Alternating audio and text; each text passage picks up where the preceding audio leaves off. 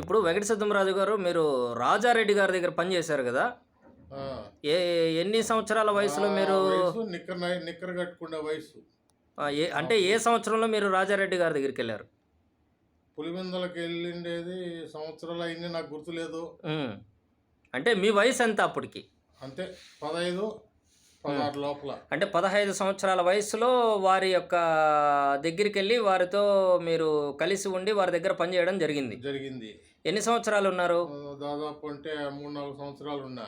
ఆ, 3-4 సంవత్సరాలు ఉన్నాము. అప్పట్లో ఫోటోలు తీసుకోవాలా అనేది కానీ ఆ. అట్లా వాటిని తెలియవు పెద్దగా. ఇప్పుడు ఫోటోల కథ పక్కన పెడితే మీరు వారి దగ్గర ఏమి ఎక్కువగా నేర్చుకునేవారు? అసలు ఆయన ఎలా ఏమీ ఉండే? నేర్చుకోలేదు. ఆ, బాగా బిడ్డలాగా సాకినాడు. ఉమ్, బాగా ఆయనకు నేను శిష్యునిలాగా ఉన్నా. ఉమ్, ఆయన పాద సేవలు చేసుకుంటూ, ఆ, ఆయన చెప్పిన పని చేసుకుంటూ, ఉమ్, ఆయనకు అనుకూలంగా ఉమ్, ఆయన చెప్పింది చేస్తూ, ఉమ్, గెస్ట్ హౌస్ పోవటము, గెస్ట్ హౌస్ ఆయనతోటో నేను ఉండటము, ఉమ్, చెప్పింది అందివ్వటము, చేయటము.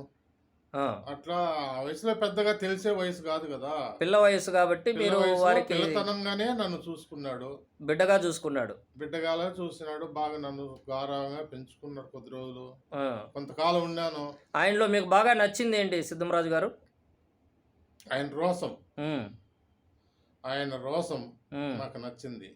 అంటే ఎట్లా? ఆయన రోషం అంటే ప్రతి మాట ఇస్తే ఉమ్, వెనక్కి దాటడు, వెనక్కిపోడు. ఉమ్, మాట ఇస్తే మాటను దాటుతాడు. ఉమ్, ఏదన్నా ఆయన అనుకున్న పని ఉమ్, సాధించకపోతే ఉమ్. ఆయనకు నిద్ర పడదు, ఆగారం పడదు. మనసు అంటే ఒకరికి మాట ఇచ్చినాడంటే ఆ మాట ఎట్ట తిరిగి నిలబెట్టుకుంటాడు. నిలబెట్టి గడపాలి. ఆ మాటను ఆ, నిలబెట్టుకుంటాడు. ఉమ్, వెనక్కి దాటడు. ఉమ్, మధ్యస్థం ఈ రోజు లేదు అనేది ఉండదు. ప్రతిరోజు పెద్దవారు వచ్చి రోజు పెద్దల దగ్గర మధ్యస్థాలు జరుగుతుంటాయి. ఆ, ఇంకా వాళ్ళ దగ్గర ఇంకా పెద్దోళ్ళు అంతా అంటే మనం ఇంకా తెలియనితనము. ఉమ్, వాళ్ళు ఇల్లు చెప్పడంలో కొంచెం మనకు భయం అనేది కొంచెం ఏర్పడుతుంది కదా ఉమ్, తెలియనితనంలో. ఉమ్. వద్దులే స్వామి, పెద్దవాళ్ళ సందనం ఉండేదానికంటే వెళ్ళిపోదాము. అంటే భయపడి వచ్చేసారు మీరు? భయం భయం. అప్పుడు రాజశేఖర్ రెడ్డి సారు వయసు ఎంత ఉంటుంది రాజు గారు? రాజారెడ్డిది.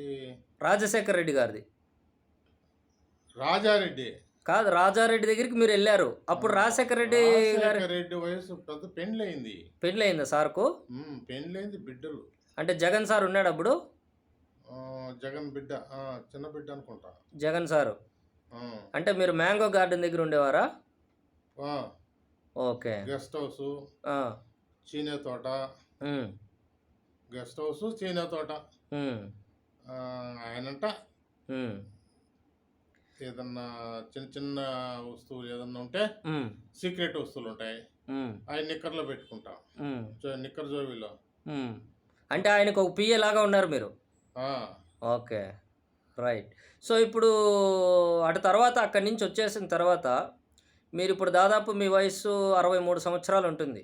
ఈ 63 సంవత్సరాల వయసులో మీరు తల్లిదండ్రులకు, అంటే మీలాంటి తల్లిదండ్రులకు మీరు ఇచ్చే సలహా ఏంటి? అంటే తల్లిదండ్రులుగా మనం ఎట్లా ఉండాలంటారు? తండ్రి తల్లి దగ్గర నేను వాళ్ళ ప్రోత్సాహం తీసుకోనులా. ఉమ్. ఓకే, మీరు ప్రోత్సాహం పాలన నాకు తెలియదు. ఓకే, తెలియదు, బాగానే ఉంది. కానీ మీరు కష్టాలు పడ్డారు, పిల్లల్ని పెంచారు కదా, కాబట్టి మిగిలిన తల్లిదండ్రులకు మీరు ఇచ్చే సలహా ఏంటి? అంటే తల్లిదండ్రులు ఎట్లా బ్రతకాలంటారు?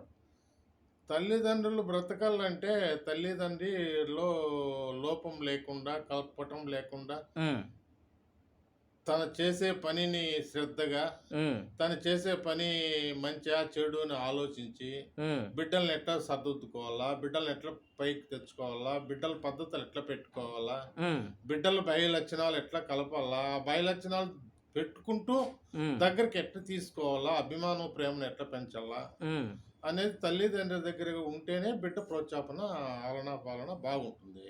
ఉమ్, తల్లిదండ్రులకు బాగుంటుంది, బిడ్డల బలం వాళ్ళకు ఉంటుంది. ఉమ్.